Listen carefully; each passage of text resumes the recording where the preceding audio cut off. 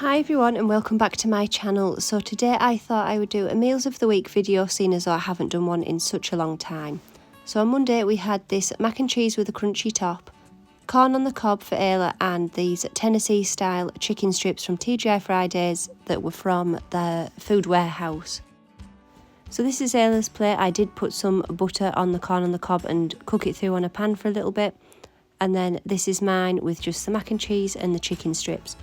I don't really like veg, so I don't have any on my plate, but I do try and get some veg to Ayla that I know she will eat.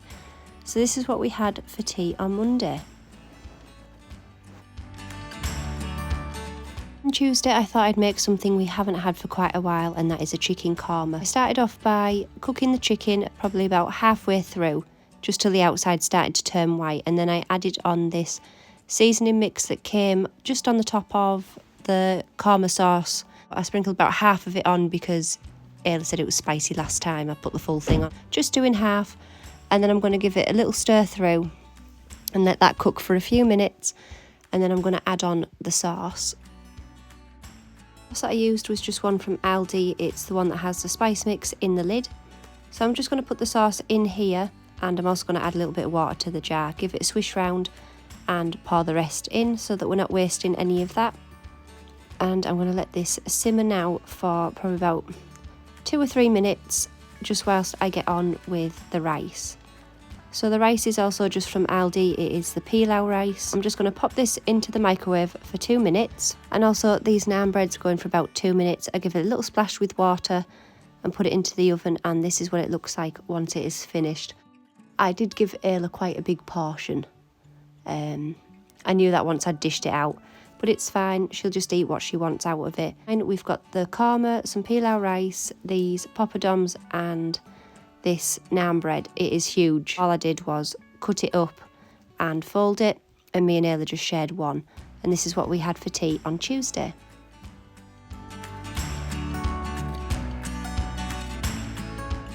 On Wednesday we just had some pizzas, something nice and easy. This is Ayla's pizza. This is a cheese feast one, just from Iceland again, or the food warehouse. And I had the barbecue meat feast one.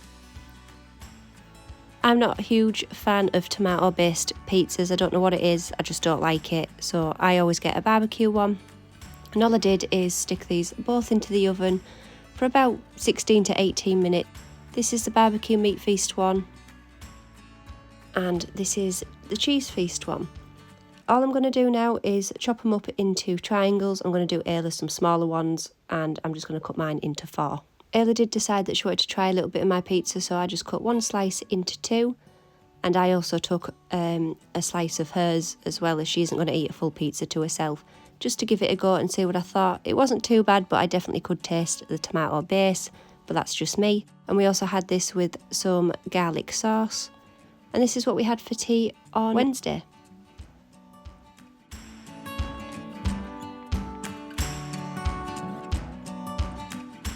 On Thursday I just made this really easy meal. It is just 2 ready meals. One is a beef dinner and Ayla is having the chicken dinner, and they're actually quite nice, and they're just from Asda. You usually get 3 for I think it's £7 or £7.50. And this is what's inside this one. You get the meat and gravy on this side, and then you have your Yorkshire puddings, your veg and your roast potatoes on the other section. And it's exactly the same in the chicken one, except you get a stuffing ball in this one. So to start off with, all I do is put the roast potatoes and the stuffing ball onto a baking tray, and this will go in the oven on the top shelf for the first half of the cooking. And then for the actual meal side of it, I have pricked holes into where the meat section is, just to let the heat get in there, and the veg obviously is open down to having to open it up to get the roasties out. But these will go on the bottom shelf, and then after 15 minutes I will take the baking tray with the roast potatoes on back out and add the Yorkshire puddings to it, and then switch them around so that these will then go onto the bottom shelf. The chicken and the beef has the time to go on the higher shelf. That way it cooks more even. And this is how it looks now it is finished. This one's Ayla's with the chicken, the carrots, the Yorkshire pudding and the roast potatoes, and mine is just the beef, the Yorkshire pudding and the roast potatoes. And this is what we had for tea on Thursday.